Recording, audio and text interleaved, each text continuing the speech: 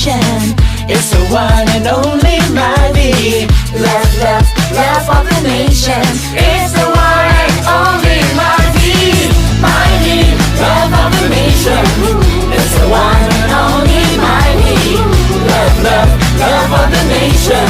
It's the one and only Myvi. Love, love, love of the nation. It's the one and only Myvi.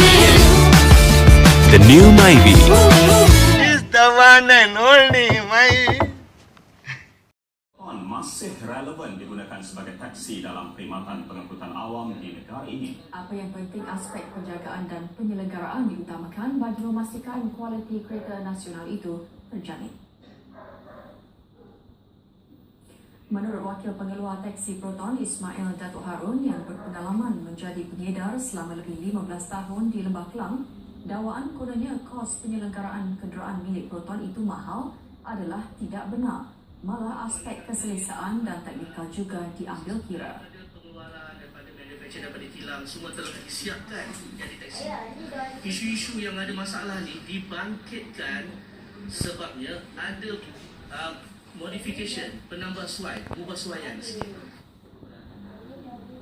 Bagi Pengerusi Gabungan Persatuan dan Syarikat-Syarikat Taksi Semenanjung, Abdul Razak Abdul Aziz pula, kewujudan taksi Proton yang berusia lebih 26 tahun di jalan raya membuktikan kereta nasional itu masih menjadi pilihan utama pemandu taksi. Saya semua jenis kenderaan ada.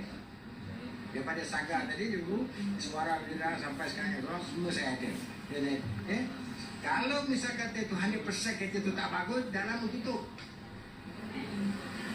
Ya? Dan kalau kata benda itu tak bagus, ada kereta suara lagi on the road, bagaimana?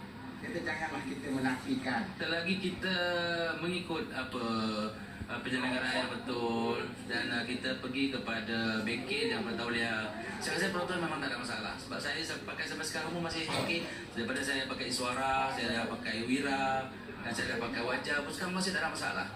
Dan dengan syarat penyelenggaraan mesti mengikut prosedur ataupun jadual servis menu yang ditetapkan oleh pihak pembuat. Kita puas hati, sejak awal kita dah menyokong.